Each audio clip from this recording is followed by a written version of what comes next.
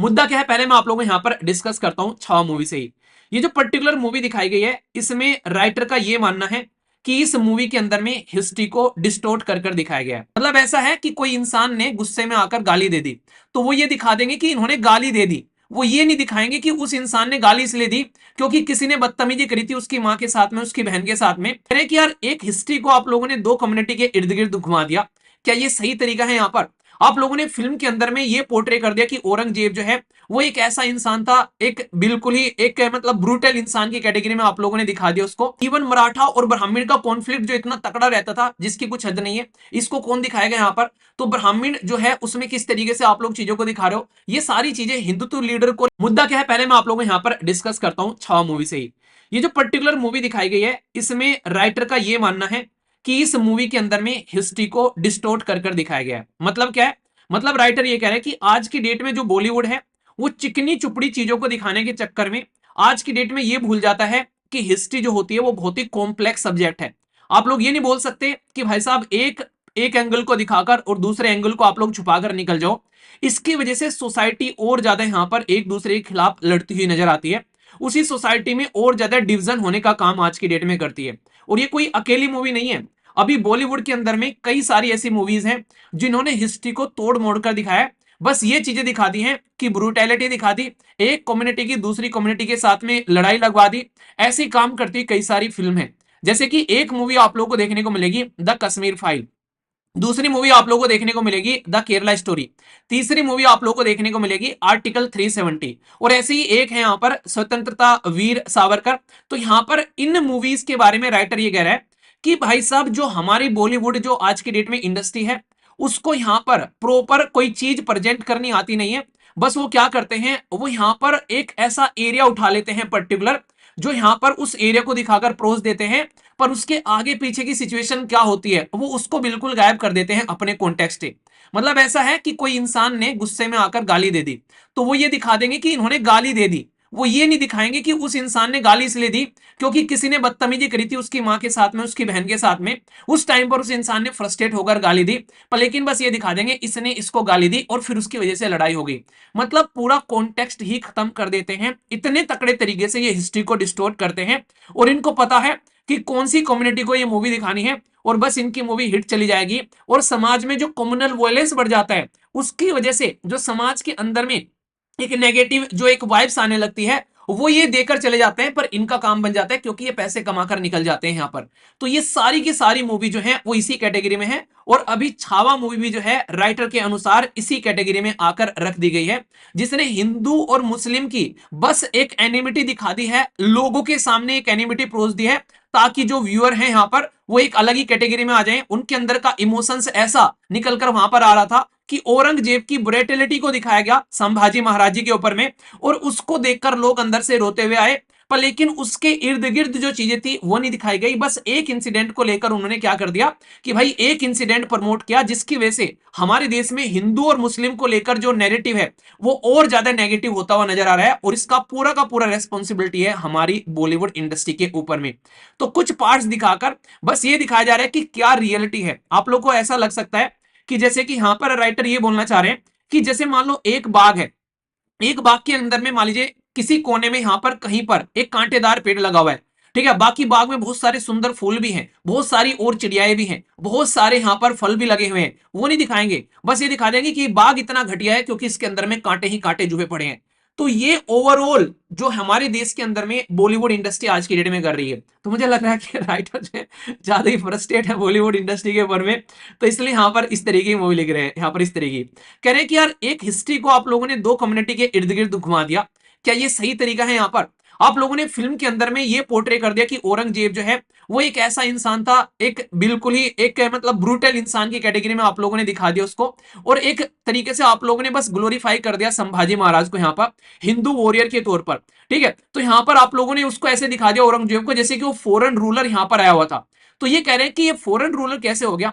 Foreign ruler होते हैं अंग्रेज जैसे, वो क्या करते हैं, वो भाई हमारे देश के अंदर में आते हैं, वो यहाँ पर हमारा रॉ मटेरियल लूट कर चले जाते हैं और फिर अपने देश में चले जाते हैं, और फिर वहां से मैन्युफैक्चरिंग प्रोडक्ट लाते हैं बनाकर और फिर हमारे देश में बेच देते हैं। ये होते हैं फॉरेन रूरल। इनके लिए हम लोग एक क्या है, हमारे यहाँ से रॉ मटेरियल खोदने की, हमारी एक एक तरीके से हमारे यहाँ से रॉ मटेरियल निकालने की जगह है, और हमारे यहाँ पर मार्केट में लाकर उसी को चिपकाना है। तो ये काम होता है फॉरेन रूरल का, जो आप लोगों ने हिस्ट्री में पढ़ी होंगी। तो ये इसको कहते हैं कॉलोनी। याद रखना, ये टर्म बड़ा इंटरेस्टिंग है हिस्ट्री के अंदर में, कॉलोनी बुला लेना। यानी कि वहां से रॉ मटेरियल निकाल कर लेकर आओ, अपने देश में सामान बनाओ, और फिर वहां पर लेकर बेच दो ले जाकर। तो ये काम होता है फॉरेन जो रूलर होते हैं।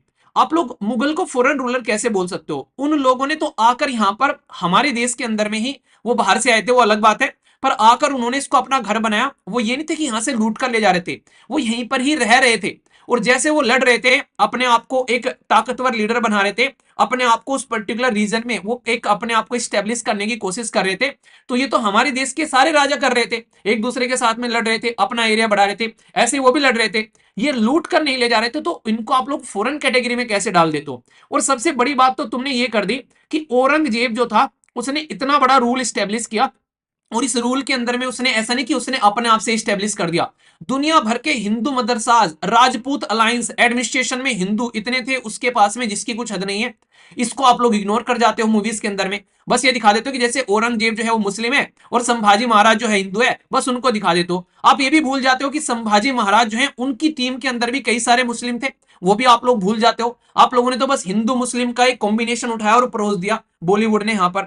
तो ये एक तरीके से कहीं ना कहीं बॉलीवुड इंडस्ट्री की एक डार्क साइड आप लोगों को देखने को मिलेगी, कि पैसा कमाने के चक्कर में जो हमारी सोसाइटी का फैब्रिक है, उसको इन्होंने इतना ओवर सिंप्लीफाई कर दिया कि भाई हिंदू अलायंस जो है, इवन इंक्लूडिंग छावा अगर बात करें आप लोग, इतना सिंप्लीफाई नैरेटिव कर दिया हिंदू मुस्लिम को इन्होंने, कि ये भूल गए कि हमारी सोसाइटी में एक मल्टी डायमेंशनल पावर डायनामिक आप लोगों को देखने को मिलता है, जिसमें संभाजी महाराज खुद मुस्लिम के कई सारे ऐसे लोग थे जिनके साथ में, जैसे इन्होंने बात की चिक्का, कई सारे ऐसे मैसूर के जो कई सारे लोग थे जिनके साथ में अलायंस मिलाकर उन्होंने काम किया था। उस अलायंस को इन्होंने मूवी में कहीं दिखाया नहीं है। इन्होंने तो बस ये दिखा दिया कि एक हिंदू राजा है, एक मुस्लिम राजा के खिलाफ लड़ रहा है। क्या ये सही तरीका है हिस्ट्री को डिस्टोर्ट करने का? और क्यों हम लोग इनको रोकते नहीं है जब ये ऐसी चीजें करते हैं? क्यों हम लोग इसको बढ़ा चढ़ाकर अप्रिशिएट करते हैं? अगर समाज में ऐसी चीज प्रेजेंट की जाती है, तो यहां पर दोनों, औरंगजेब के पास में हिंदू तो बहुत सारे लोग थे जो उनके एडमिनिस्ट्रेशन में भी काम कर रहे थे, और एक तरीके से अलग अलग एरिया के जो सूबेदार भी थे वहां पर। सेम आप लोग को यहाँ पर शिवाजी जी के साथ में देखने को मिलेगा। शिवाजी जी तो हमेशा यही कहते थे, और ये बात बोली भी है, आप लोगों ने सुना होगा, वो वाला डायलॉग मुझे अभी भी याद है, जब आखिरी में आता है औरंगजेब और आकर कहता है कि तुम हमारे साथ में मिल जाओ, तो तुम धर्म चेंज कर लो, हमारे साथ में मिल जाओ, मिलकर काम करते हैं। तुम, वो फिर उसमें कहते हैं बेसिकली यहाँ पर संभाजी महाराज कहते हैं कि तुम हमारे साथ में मिल जाओ, तुम्हें धर्म भी चेंज नहीं करना पड़ेगा। तो वो पॉजिटिव चीज लगी मुझे यहाँ पर, कि ऑलरेडी शिवाजी जी जो महाराज थे उनका भी यही आप लोगों को सिस्टम देखने को मिलेगा, कि हिंदू और मुस्लिम से ऊपर उठकर वो काम करते थे। उनके टाइम में भी दुनिया भर के मुस्लिम ऐसे आप लोग को यहाँ पर उनके एडमिनिस्ट्रेशन में लोग देखने को मिलेंगे, जो कि कहीं ना कहीं हमारे देश का एक रिलीजियस डायनामिक दिखाता है कि कैसे हमारी यूनिटी है। पर लेकिन ये क्या करते हैं, ये उसको अलग डायमेंशन में प्रस्तुत करते हैं और इस तरीके से दिखाने की कोशिश करते हैं, जिसकी वजह से अगर कोई इंसान इसको देखेगा तो वो ऐसे समझ जाएगा कि यार ये चल क्या रहा है, वो कभी भी इसको एक्सेप्ट नहीं करेगा। एक ऐसा नैरेटिव यहाँ पर ये एक ऐसा नैरेटिव सांस इस पेश करने की कोशिश की जाती है। तो ये ऐसी मूवी जो होती है, ये एक तरीके का प्रोपोगेंडा फैलाती हुई नजर आती है। ये भूल जाते हैं कि पॉलिटिकल जब कॉन्फ्लिक्ट होता है, उसके अंदर में कितनी सूक्ष्मता होती है, तो वो सूक्ष्मता ये बेसिकली भूल जाते हैं, उसको ये साइड में रख देते हैं, बस रिलीजन के ऊपर में पूरी मूवी घुमा देते हैं यहाँ पर। तो इसी को चेकर यहाँ पर इनके द्वारा बात की जा रही है, इंक्लूडिंग इन्होंने तो यहाँ पर भी बोल दिया कि इन्होंने ये तक नहीं दिखाया कि संभाजी महाराज जो थे, वो इवन फादर जो शिवाजी महाराज जी थे उनके भी कई बार खिलाफ होते हुए नजर आते थे। तो वो नहीं दिखाया इन्होंने यहाँ पर, बस ये दिखा दिया कि हाँ औरंगजेब के साथ में किस तरीके से उन्होंने दिखाया। तो ये होता है कई जगह आप लोगों को देखने को मिलती है कुछ ऐसी चीजें, कि इंसान जो है वो नहीं एक तरीके से अपने पेरेंट्स के जो कुछ विचार है उनके साथ में सेटिस्फाई करता है, उसके साथ में कनेक्ट कर पाता है। तो वो चीजें दिखाने की कोशिश नहीं की। तो फिल्म में जो एक तरीके से ये दिखाने की कोशिश की जा रही है, बस हाँ किस तरीके से काम चल रहा है। और यहां तक भी बोल दिया, ब्रीफ में अगर बोले तो एक जगह इन्होंने यहां तक वो बोल दिया, इन्होंने जो राइटर ने, कि औरंगजेब के साथ भी एक छोटा सा गठबंधन करने के लिए भी कहीं ना कहीं चीजों को एक साइड में ले जाने की कोशिश की गई थी, वो भी यहां पर इन्होंने इसके अंदर में इग्नोर कर दिया। और वायलेंस दिखाया, अगर वायलेंस आप लोग दिखाई रहे हो तो एक साइड का वायलेंस आप लोग क्यों दिखा रहे हो? हर जगह आप लोग को कुछ ना कुछ ऐसी चीजें देखने को मिलती हैं जो कि आज की डेट में आप लोग को प्रेजेंट करनी चाहिए। इसके लिए भी यहाँ पर जो राइटर है वो इसको भी यहाँ पर बताना चाह रहे हैं कि जिस तरीके से मूवीज के अंदर में अगर आप लोग देखो मध्यकालीन जो भारत था वहां पर बहुत सारी हिंसाएं हुआ करती थी, ठीक है, जिसमें मुगल और मराठाओं ने भी बहुत ही क्रूर युद्ध लड़े हैं और बहुत सारे विश्वासघात उनके बीच में आप लोगों को देखने को मिलेंगे। वो सारे युद्ध ब्रूटैलिटी आपने इग्नोर कर दी, बस औरंगजेब की ब्रूटैलिटी दिखा दी, औरंगजेब क्या कर रहे हैं यहाँ पर। तो हिस्ट्री को इस तरीके से प्रेजेंट करना ये कहां तक सही है, आप लोग इस तरीके से अगर हिस्ट्री जो है वो सबके सामने परोसी जा रही है यहाँ पर, तो यहाँ पर इस तरीके की हिस्ट्री अगर आप लोग परोसोगे और बच्चे अगर मूवीज से हिस्ट्री पढ़ना स्टार्ट करेंगे तो वो किस तरीके के बच्चे होंगे, उनका माइंडसेट कैसा होगा, जो यहाँ पर मूवीज में हिस्ट्री देखकर और फिर हिस्ट्री की किताबें पढ़ेंगे उनको क्या पता चलेगा कि किस तरीके की हिस्ट्री थी। ठीक है, तो औरंगजेब के अत्याचारों पर इतना ज्यादा प्रकाश डाला गया जिसकी कुछ हद नहीं है। ठीक है, पर मराठाओं से जुड़ी हुई हिंसा जो है, पुर्तगालियों से जुड़ी हुई जो हिंसा है उनके बारे में कोई बातें नहीं करता है, ये बहुत सारी बातें बोली गई है। और कास्ट इश्यूज के बारे में इन्होंने बात की गई है फिल्म के अंदर में, कास्ट इश्यूज को जिस तरीके से दिखाना चाहिए था, कास्ट कितना डिवाइडेड रहता है नॉर्मली अगर देखोगे ये दोनों में ही होता है, हिंदू के अंदर भी डिवीजन देखने को मिलेगा कास्ट को लेकर और मुस्लिम के अंदर भी देखने को मिलेगा। इवन मराठा और ब्राह्मण का कॉन्फ्लिक्ट जो इतना तकड़ा रहता था जिसकी कुछ हद नहीं है, इसको कौन दिखाएगा यहाँ पर, तो ब्राह्मण जो है उसमें किस तरीके से आप लोग चीजों को दिखा रहे हो, ये सारी चीजें हिंदुत्व लीडर को लेकर किस तरीके से, जैसे सावरकर साहब की बातें इन्होंने बताई। ठीक है, इग्नोर किया जाता है दलित के रोल को मराठा के टाइम पर अगर आप लोग बात करो, ये बहुत सारी ऐसी चीजें हैं, इसमें से भीम कोरेगांव लड़ाई के बारे में भी इन्होंने बात की, ये भी एक ऐसा इंसिडेंट था जो कि एक कहीं ना कहीं जो नहीं, भीम कोरेगांव लड़ाई तो इसलिए भी फेमस आप लोगों को देखने को मिलेगी, जो सेलिब्रेट भी जब की जाती है तो कई सारे लोग उसके खिलाफ खड़े हो जाते हैं, क्योंकि उसमें जो उस तरीके का जो सिस्टम क्रिएट किया गया वहां पर, वो ये माना था कि हमारे देश की जो एक वैल्यूज है उनके खिलाफ है। ये हिस्ट्री के बारे में कभी टाइम मिलेगा इसको मैं डिटेल में कवर करूंगा। तो यहां पर इन्होंने क्या बोला कि ये एक तरीके से हिस्ट्री को ट्रांसफॉर्म करके एक कम्युनल वायलेंस दिखा दिया, बाइनरी में पूरी मूवी घुमा दिया हिंदू वर्सेस मुस्लिम कर कर, और इसकी वजह से जो हिस्टोरी है ये एक री रिटन हिस्ट्री हो जाएगी यहाँ पर जो मूवीज के द्वारा लिखी जाएगी।